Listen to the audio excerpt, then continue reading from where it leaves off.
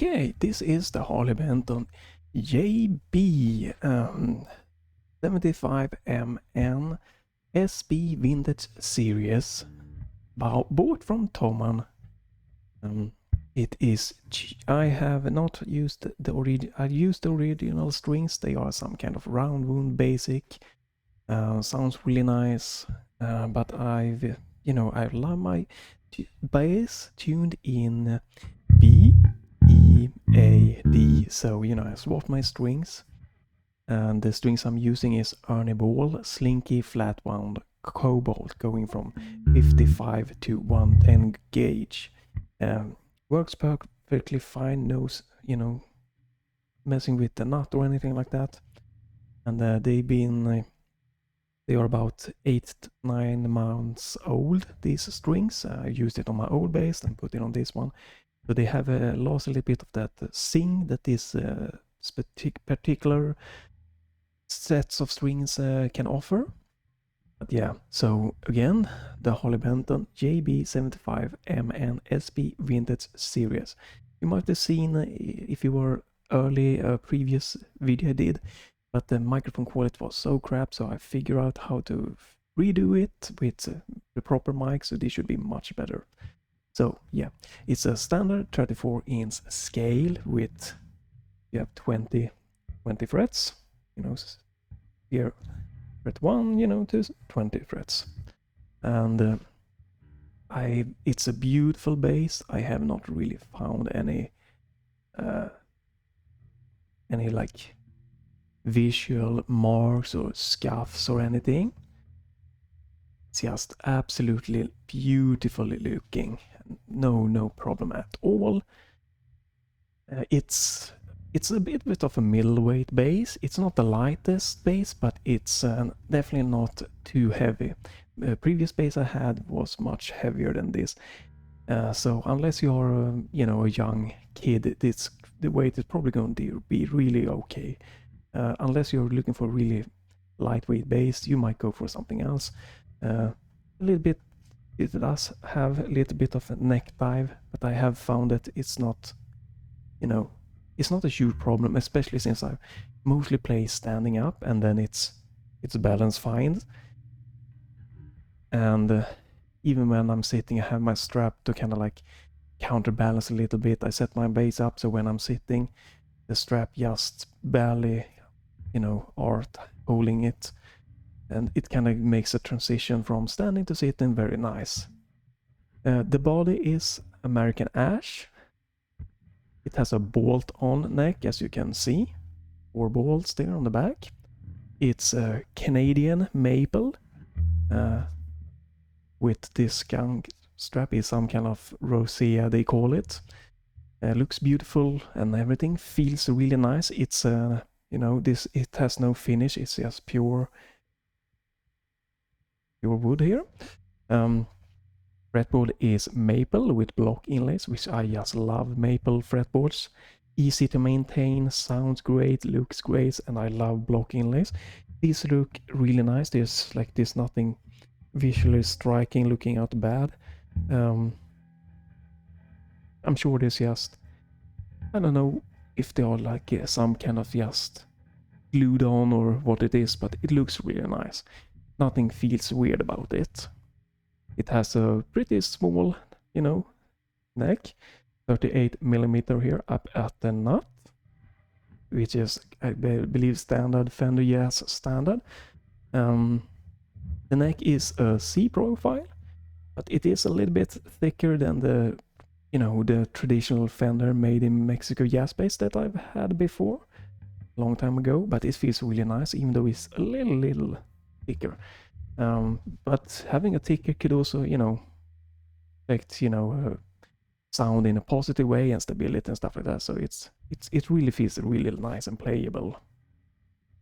The fret ends are really good when you play them, you don't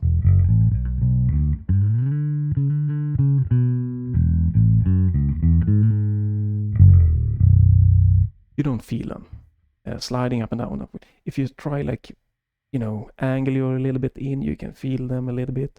So if you wanted like the top notch feel of the fretboards. If you have someone can do that for a good price, you know, sure, it's not necessary, but you can feel a little bit, but not when you're playing like this. Nothing that sticks out or anything that really is bad.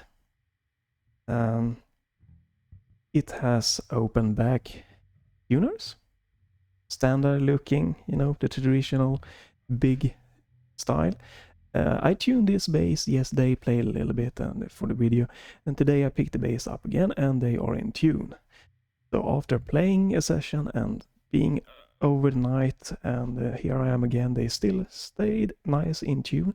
It's one of the better tuners of the tom basses I've had. My previous one was fine, stayed in tune during my playing, but often the day after I had to, you know, top it up.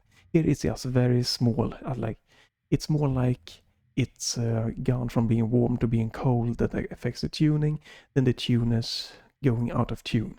It seems like a good quality. Like to tune it once before you start playing is, in my opinion, absolutely normal, and then you can play a couple of hours and it stays in tune. Great. So no complaints there. The setup with the bass strings, I didn't use the, you know, for too long, but it seemed fine. I tuned it up, it sounded nice and everything. It was normally pretty low setup and everything. So I didn't super check the intonation, but to my ears and everything, then it sounded nice when I played it. So I think it's more than, you know, okay to go. I can, again, I'm using, you know, 55 to 110 strings, and I'm tuning them in B, E, A, D, and intonation here was perfectly fine. I could do it without any filing or hitching, and this room both for intonation here and for the strings up and down, and this fits really nice in the knot and in the saddles.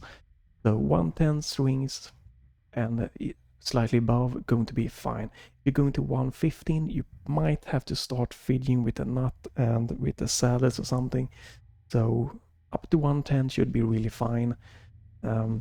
Different tunings within standard deviation up and down should be fine. You know, drop D or tune to D and stuff like that. Since I'm going all the way to B, maybe you can go A if you know, do 115 strings or higher and file the nuts and stuff. I don't know. B is my favorite ground, so yeah. Truss rod works, but it might be if you want. I was a little bit afraid to turn it a little bit more. It's perfectly fine for me, but if you wanted like to make it looser so that you can get more of a banana shaped and with looser strings, stuff like that, the adjustment there aren't like massive. They are workable and fine, but if you have a high-end bass they might be better. But I think that for all intents and purposes, from standard tuning and strings to, you know, this one with the B, again, 110 tuning B is not the most normal thing. It can handle it and can work great, but if you go in the extreme, the truss rod adjustments might not be there to back you up. But it felt really good, and it works now. It's settled in. It's nothing crazy. But I was a little bit like, I shouldn't turn a little bit more now, because then we might get problems. But I got the height I wanted. I got a nice pretty low action here, you know, like 1 millimeter here around the 12th fret with this tuning everything, and then the string height a little bit raised because they are a bit looser, and the saddle allows for that adjustment, so it's good. No real problem, but it's not maybe the best or anything, but for most setups you're gonna get absolutely fine. So yeah, moving on. The pickups, 2 Roswell JBA Alnico 5 vintage JB style single coils. You might get a little bit of single coil hum. At my position here in my setup, it actually is inaudible, unless I really try to force it by like pushing it close to. You can't even hear it now. So they are really top-notch single coils, and again they sound awesome.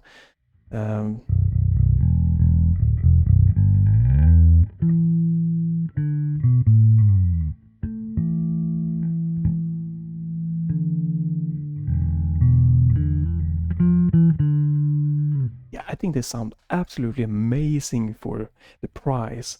And this kind of low single coil hum, it just proves that. Many cheaper I've had, you know, has been really ear crushingly with, you know, a lot of, unless, you know, run a boat. But, oh, right. Here is one, just one. Now you can hear it. I'm trying to force hum here.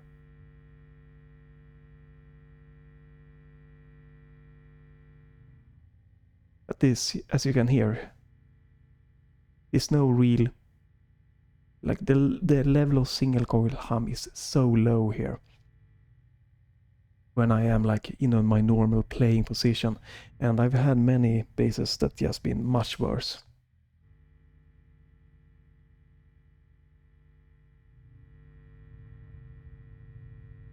Just wanted to see here. You can tune it with the tone control. Yeah, you will get hum unless you pretty much run them both at maximum volume. But that is normal. But depending on your setup, it might or might not be a problem. But since you're getting a single coil, you should be aware of this already.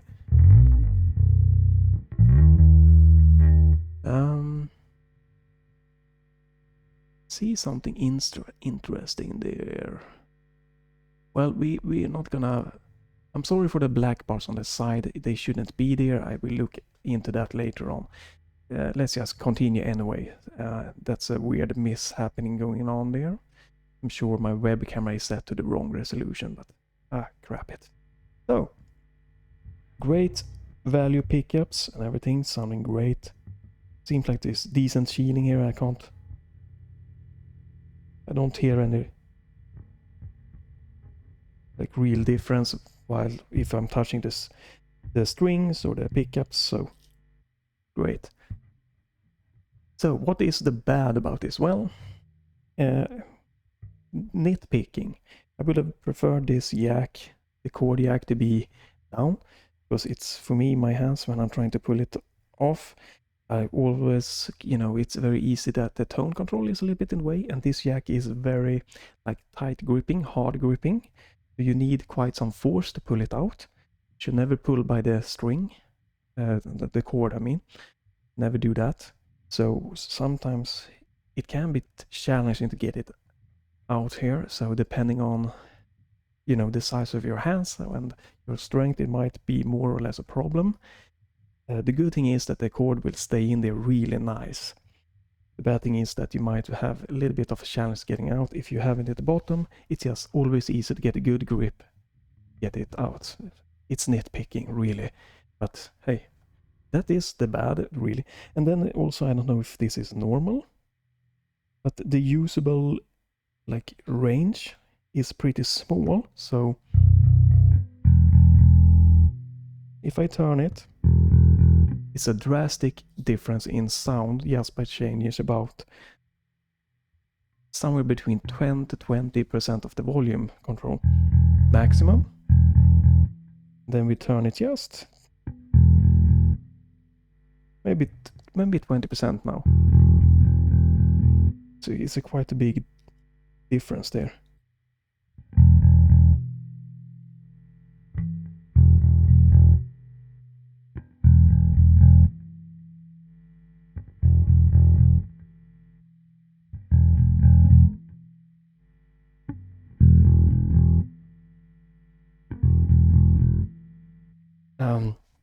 So I don't know if that is normal, but the blending them together, you have a smaller usable range. As, you know, so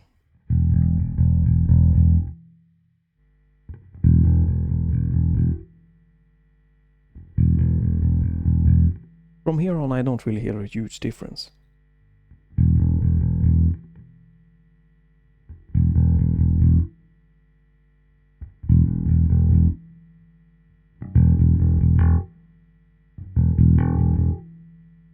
So for me, there's just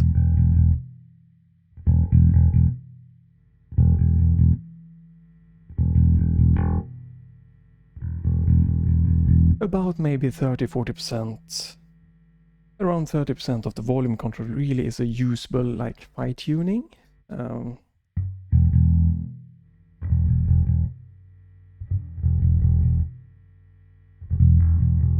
It also is a quite big of a drop in volume. You can hear that that's about 30% of the volume control turned down for the neck pickup. 100%. Maybe, you know, around 25-30%. That's a huge drop in volume. Maybe that's normal.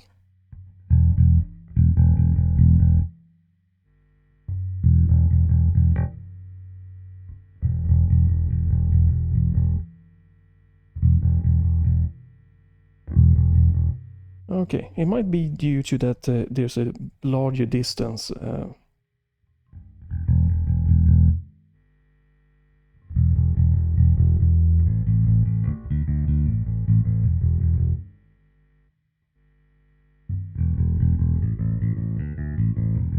Well, yeah, that's the only bad thing, is I find that the usable range of the tone, the volume controls aren't that great.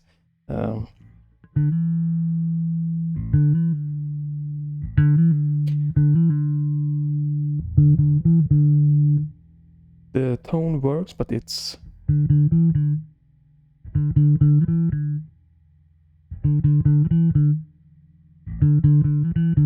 hard for me to really test it since I'm using the Flatwounds and they are, you know, not the brightest ones, so I can't really 100% test the tone, but it is there and it does work. You know, this is 0%.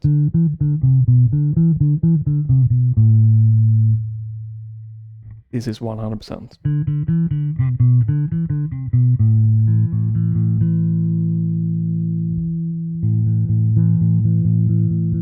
So, yeah, that seems to be working. All right.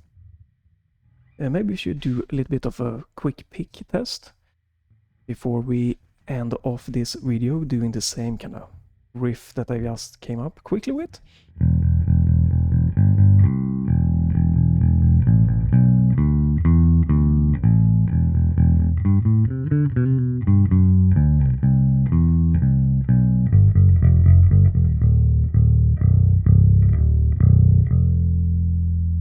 Really handles the low B really nice, this pickup here, so really nice. This was both pickups on max. Let's turn down it to only the neck pickup.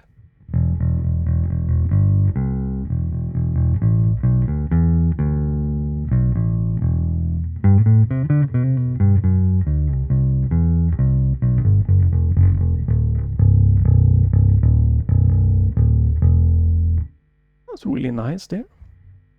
I have adjusted down the front pickup a little bit and the bridge pickup up just a little bit. So then when I have them both on max, I get a little bit of bridge pickup focus that I really like, a little bit more of the balance that I prefer. So that might, you know, be a little bit different if you listen to someone else trying this bass out. Now it's only the bridge pickup.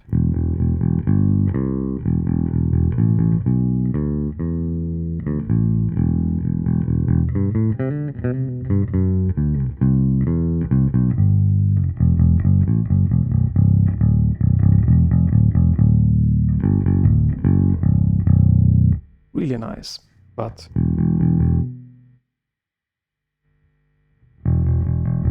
maybe you can hear that it's a slight volume increase on the bridge pickup. I think this might be really difficult to tell.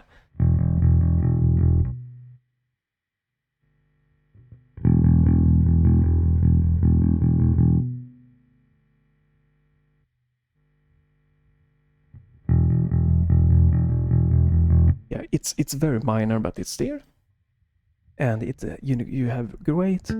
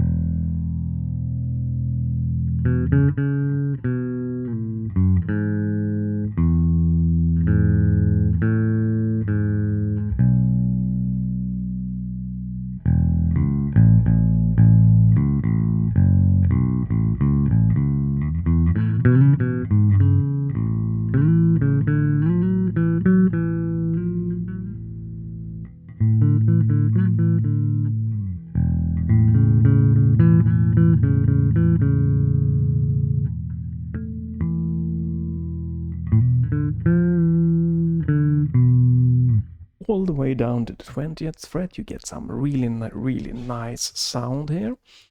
That was a 1mm pick. Maybe we end off with just a quick with a 2mm pick here to see how it sounds, if it's any difference from that one.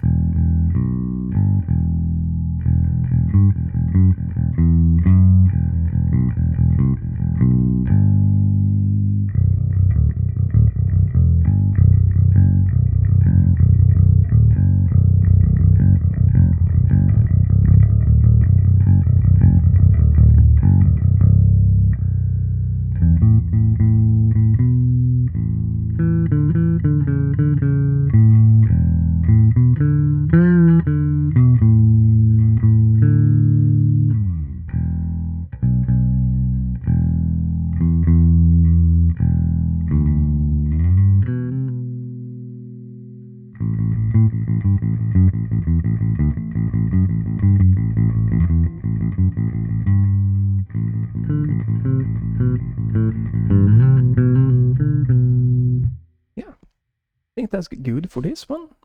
Checking, you get a little bit of a sound sample and everything. I am running this to my computer, and it's a Behringer, is it HD something 202? And then I'm using amplitube 4 with the Gallien-Kruger bass amp simulation.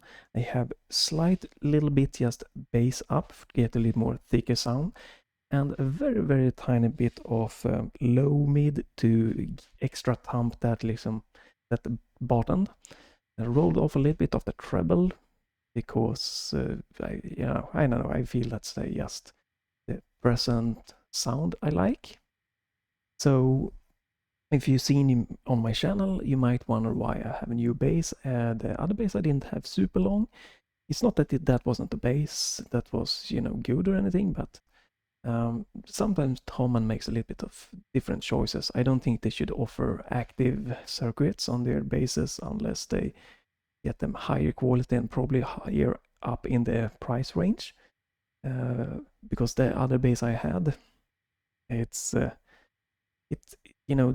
active didn't do anything really, and I liked the, have an imbalance between the pickups to fine tune volume. Although this was a little bit of a disappointment here, I guess. I would have wanted more of a range between them. It might be that the pickups need to be raised pretty close to like maximize output, but that's fine. My plan is to get my favorite pickups, humbucking pickups, and at the same time I could replace the volume controls and everything like that, and kind of recreate one of my favorite bass sounds I had in the past, and that I kind of, started thinking about it, missed a little bit. Just two nice pickups, humbucking, and it gets you great sound, thick sound, sounded amazing. And this is not lightweight, but it's a good weight bass and well balanced and everything, so it seems like a perfect thing. It's probably not going to be within, hopefully within a year, but so don't expect that anytime soon. But that's why I swapped to this bass. The other bass also was 44 with nut, a little bit thicker, I believe, on the neck. So I want a little bit slimmer. I prefer a slimmer one to combat my bad baseball grip sometimes, that you shouldn't have. You should always have the thumb resting here in the back and muting. But hey, I'm just a hobby amateur, so whatever. And again, I didn't really feel that active was anything that added, and having to that kind of in the back that I might have to remember to replace the battery, or this can start sounding weird. Yes, it's just nice having a nice good passive bass for me.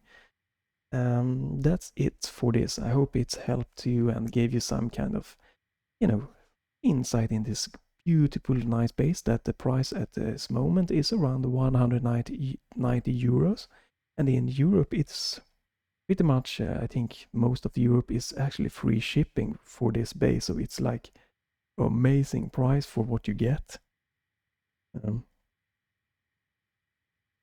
Like, so stunning. There are more videos out of there that are more professional, more high quality, better videos and images and sound samples, but I just want to give a little bit of my point of view here. So thank you for watching, and you might consider subscribing or checking back in about a month to this channel. There's gonna be some kind of I'm planning on at least one or two bass covers out with this bass, so you can hear a little bit of that, how it sounded. If you liked the sound that I like,